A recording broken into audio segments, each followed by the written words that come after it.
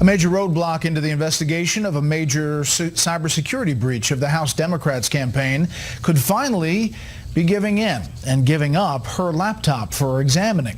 Fox News has learned that former party chair Debbie Wasserman Schultz is in talks now to allow investigators to search her computer as part of a probe into allegations of computer theft, overbilling, and possible email hacking of House Democrats.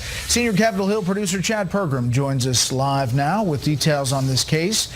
Good evening, Chad. Good evening. Let's go back to the beginning. Who are authorities probing? What are they looking into here? U.S. Capitol Police, the FBI, and the U.S. Attorney's Office are looking at a series of Pakistani IT workers who worked for House Democrats, including Debbie Wasserman Schultz. At the root of this, Brett, this is a procurement scandal. They're looking into whether or not they overbilled for laptops and iPads and keyboards and things like that. And there's also some question as to whether or not some sensitive information was put into the cloud from House servers. So that's the core of this. House Democrats who employed some of these IT workers, they fired them, but Debbie Wasserman Schultz has still retained Imran Awan on her staff. He has not been cleared to go back on the House servers, so basically he's getting paid for doing nothing right now. These folks have worked for House Democrats in IT for years. They've collected hundreds of thousands of dollars. There are some Democratic sources who I've spoken with who've indicated that this is a railroad based just on their ethnicity. And Awan, I should point out,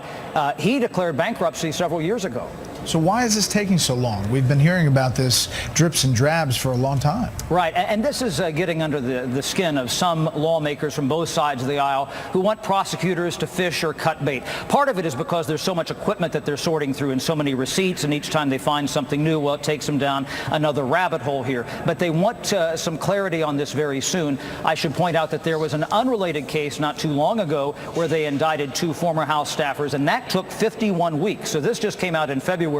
So I'm told that there are probably going to be some criminal charges at some point in this, but it's very unclear if and when it would ever get to that point. One important issue, too, is the computer belonging to Debbie Wasserman Schultz. She had quite a tete-a-tete with Matt Verderosa, who's the U.S. Capitol Police Chief, some weeks ago at a hearing. That computer is something that investigators want to look at. To be clear here, Debbie Wasserman Schultz is not under investigation, but there's something, Brett, in the Constitution called the Speech and Debate Clause. Article 1, Section 6 prohibits authorities from going into the official papers, and in this case, a computer, of lawmakers that deal with their official business.